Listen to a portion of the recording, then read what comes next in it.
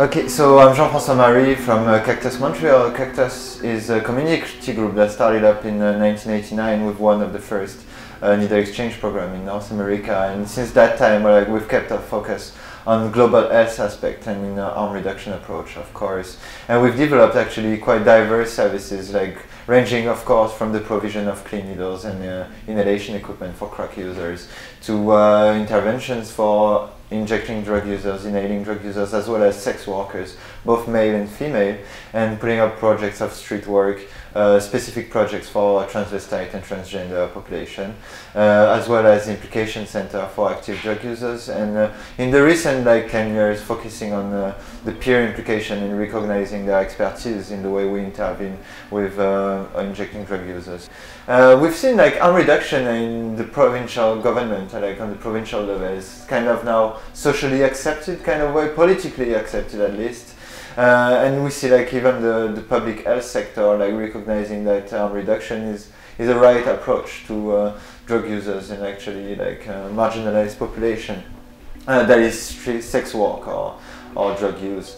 But the federal government is not recognizing the rights of those people, and the focus that we see coming from the ruling is actually a slap in the face of the federal government, and saying that the law and the Charter of Rights and Liberty is actually protecting the health and the freedom of choice of drug users. To me, the most interesting thing about our ruling is the fact that fundamental justice is tackled, and the fact that we can now use the Charter of Rights and Liberty for marginalized population.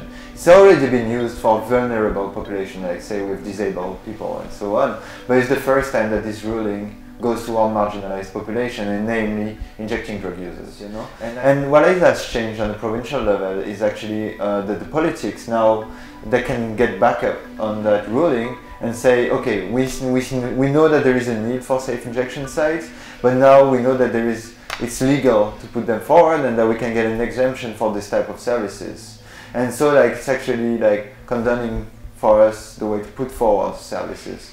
Due to the context of drug use in the public space, drug use in general in Montreal, we are closer to models from Germany, from Denmark, from Spain. In Spain, actually, Barcelona is a quite good model for us because we see people scattered around on the territory. There is, of course, there is places where there is more density of drug use, and so of course more intense service provision.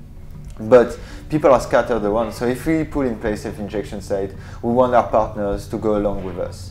And that's for the Montreal area. On a more local, and actually CACTUS concern, the sooner the better, because we've been working in hypocrisy for about 22 years now, giving out clean gears, giving interventions, and working with the people so that they reduce the harms of drug use on themselves. But actually, once we give out the gears, we tell them to go in the back alley to inject.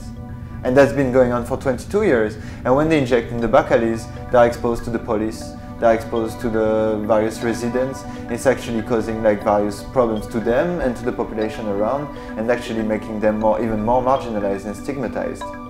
And so we want to stop, the sooner the better, with that type of hypocrisy. Because for us, in our regular work, the only change that is going to be going on is between our doors, inside our walls. For the neighboring activity, it's actually all benefits, it's a win-win situation for a safe injection site. So we are actually building, trying to build a consensus in the neighborhood so that this plan can go forward the quicker the better.